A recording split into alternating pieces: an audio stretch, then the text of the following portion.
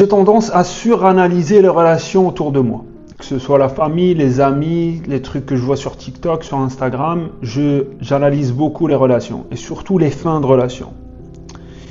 Et il y a beaucoup de raisons pour lesquelles les femmes quittent les hommes. Ok, je te rappelle que 80% des divorces sont initiés par les femmes, 78% précisément si je ne me trompe pas en France. Ok, et d'ailleurs c'est à peu près la même chose dans tous les pays développés. Et il y a plusieurs raisons. Par exemple, si tu es juste un ami, tu vas sortir d'une relation, je vais te poser plein de questions juste pour comprendre un peu.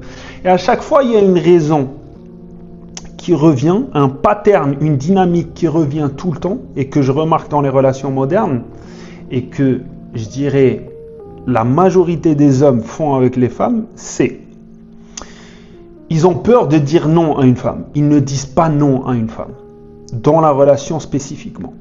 Okay? Ils ne disent pas non en général aux femmes, mais dans la relation, ils ne disent jamais non. Et ça, c'est un problème. Et ça, c'est l'une des grosses raisons qui fait que ta meuf ou ta femme va te quitter ou te divorcer. Tout le monde a déjà entendu parler d'hypergamie. On va partir du principe que la femme est hypergame. Qu'est-ce que ça veut dire que la femme est hypergame? La femme est hypergame veut dire quand elle se met avec un partenaire, quand elle se met avec un homme, elle veut que cet homme soit supérieur à elle. Ok? Ça, c'est une partie de la définition. La deuxième partie de la définition, c'est une femme cherche le meilleur partenaire possible tout le temps. Quand elle se met avec un homme, elle se dit c'est le meilleur que je peux avoir. Et dans sa tête, c'est le meilleur qu'elle peut avoir. Le truc avec ça, c'est que quand toi, tu ne dis pas non à une femme dans une relation, tu pars contre ce principe-là. Tu pars contre ce constat-là initial qu'elle avait dans sa tête. Elle croyait que tu étais mieux qu'elle. Elle partait du principe que tu étais supérieur à elle. Et je dis supérieur parce que c'est littéralement la définition de ce que cherchent les femmes en 2026. Elles veulent un mec qui fait plus d'argent, plus grand, plus large, plus costaud, plus violent, plus tout. Ok? Par définition, c'est un homme supérieur à toi. Si tu es une femme, tu viens de décrire un homme qui est supérieur à toi, sur tous ces aspects-là. Ok? Quand tu ne dis pas non à une femme, tu es en train de lui confirmer, ou en tout cas au début, tu es en train de lui mettre le doute. Tu es en train de lui dire, elle est en train de se dire, ce mec n'ose pas me dire non. Ce mec, peut-être, n'est pas supérieur à moi. Et c'est là qu'elle commence à se poser des questions. Pas consciemment, inconsciemment. C'est là où tu commences à perdre des points. C'est là où tu échoues les tests. Quand tu ne dis pas non. Et je comprends pourquoi les hommes ne disent pas non dans une relation à une femme. Ils ne le font pas parce qu'ils ont peur de perdre cette femme. Surtout les hommes qui n'ont pas d'option. Ils ont peur de perdre cette femme, donc ils disent pas non. Ils se disent, si je vais dans son sens, si je dis oui à tout, si je donne beaucoup de cadeaux, si je fais ci, si je fais ça, et que je pars à 100% dans son sens, elle va rester avec moi. Et ça, une femme, elle peut le savoir. Elle peut le sentir. Et c'est là, encore une fois, où je te dis, elle commence à se dire, ce mec n'est pas vraiment supérieur à moi. Et instinctivement, le raisonnement qu'elle va suivre dans sa tête, c'est, si ce mec ne peut pas me dire non, c'est qu'il ne peut pas me protéger. S'il ne peut pas me dire moi non, la meuf de 1m50, il ne peut pas dire non au monde. Et pour toi, ça n'a pas de sens. Mais pour une femelle, ça a beaucoup de sens. Parce qu'il faut que tu aies une colonne vertébrale vis-à-vis à elle, vis-à-vis d'elle, dans la relation, pour que tu aies une colonne vertébrale vis-à-vis du monde. Et c'est ça le raisonnement qu'elle suit. Et moi, je trouve que c'est un raisonnement très logique. Et quand tu le comprends, quand tu y penses, quand tu y réfléchis, tu te dis « Ok, je peux comprendre ». Et ça fait partie de plein d'instincts que les femmes ont. Hein. Par exemple, je veux un mec grand, ça c'est pur instinctif, c'est pur de la survie. Parce qu'il y a 1000 ans, être grand veut dire être fort, parce que les grands, ils vont battre les mâles forts, grands et forts, vont battre les mâles petits et faibles. Okay? Et si tu es un homme, tu es dans une relation, ou que tu comptes un jour être dans une relation et être marié éventuellement, la solution, elle est simple et complexe en même temps. La version simple, ou la partie simple, c'est que tu commences à dire non pour tout et rien. C'est-à-dire si tu es dans un extrême, si tu es le mec gentil, qui a une personnalité très passive, qui veut vraiment aller dans le sens de la meuf et qu'il ne veut pas la froisser et que tu es ce qu'on appelle un people pleaser, ok, tu adores lui faire plaisir, ton seul exercice ou ton seul switch, le seul truc que tu dois faire demain dans la relation, c'est commencer à dire non pour tout et rien. Mais quand je dis pour tout et rien, pour tout et rien. Sors les poubelles bébé, non. Pourquoi? Pas envie, je le ferai plus tard. C'est débile. Mais je te promets, si tu es dans une relation où tu dis oui à tout, c'est le premier truc que tu devrais commencer à faire. C'est là où tu commences à reprendre les points que tu as perdus avec ta meuf. Parce que t'inquiète, hein, si tu disais oui pendant 6 mois, tu en as perdu des points. Tu en as beaucoup perdu même. Bébé, viens, on se voit demain? Non. On va se voir après-demain. Bébé, je veux qu'on fasse ce restaurant? Non. C'est pas un restaurant que je kiffe. On va aller dans ce restaurant-là. Ah, tu veux manger italien? Non, je veux manger indien. Juste dis non. Juste dis non. Parce que tu es en train de lui montrer qu'en vrai, tu as une colonne vertébrale. Tu étais juste gentil. C'est ça le premier switch que tu peux faire. C'est la solution simple. Ok? Mais l'idée, c'est de ne pas partir sur un truc de mongol, sur un truc d'attardé mental. C'est-à-dire juste, je commence à dire non juste pour contrarier, juste pour la faire chier. Ce n'est pas l'idée. Encore une fois, l'idée, c'est de montrer que tu as une colonne vertébrale.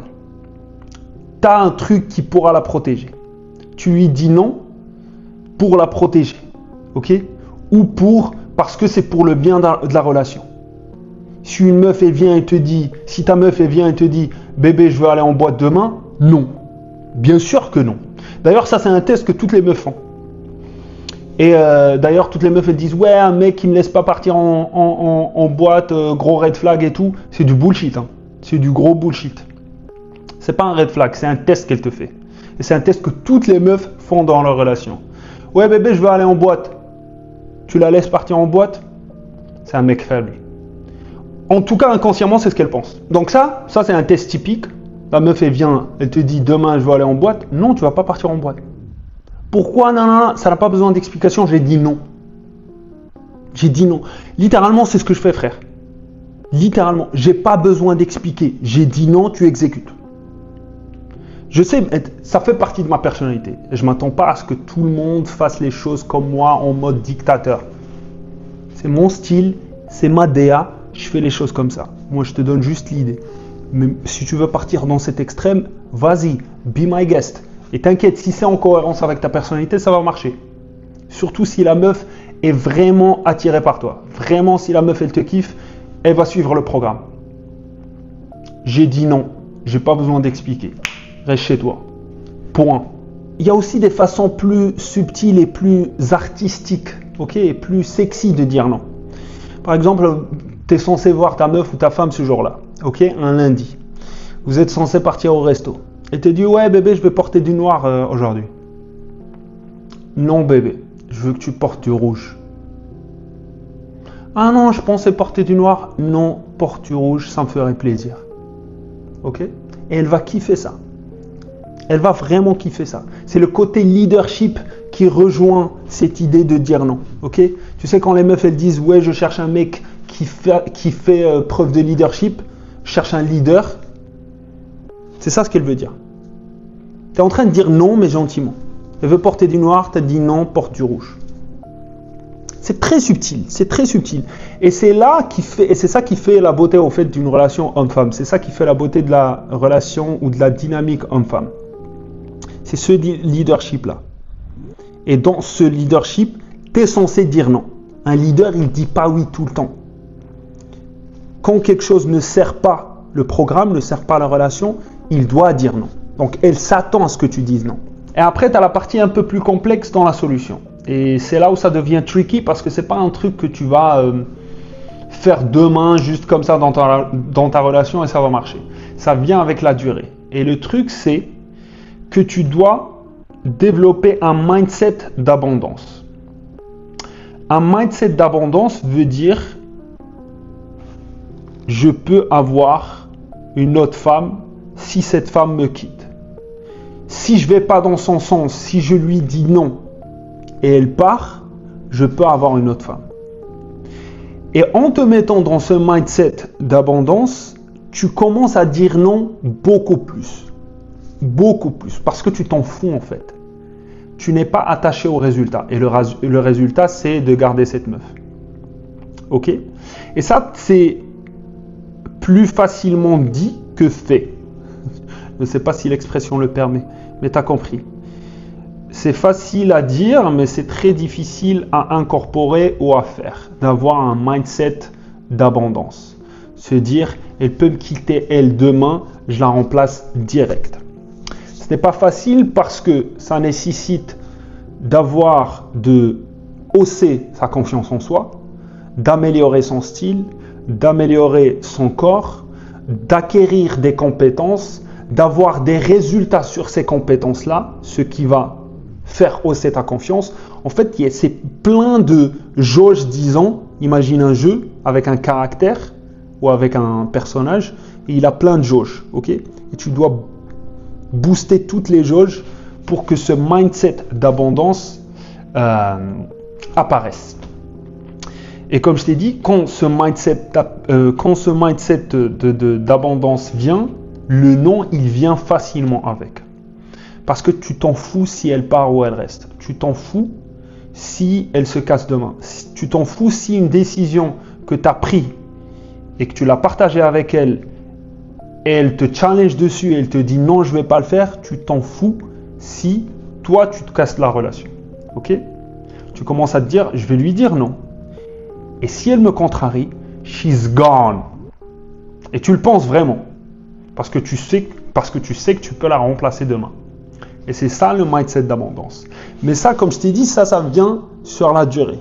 Ça vient à la longue. Au début, le switch que tu peux faire ou le truc que tu peux faire instantanément si tu es dans une relation et que tu ne veux pas perdre ta meuf, parce que je te promets, si tu es dans son sens, si tu pars dans son sens tout le temps, tu vas la perdre. Tôt ou tard. Peut-être dans un mois, dans 6 mois, dans un an, dans 2 ans. Ok? Donc, si tu es dans ce cas-là, la solution simple, c'est de commencer à dire non sur tout et n'importe quoi.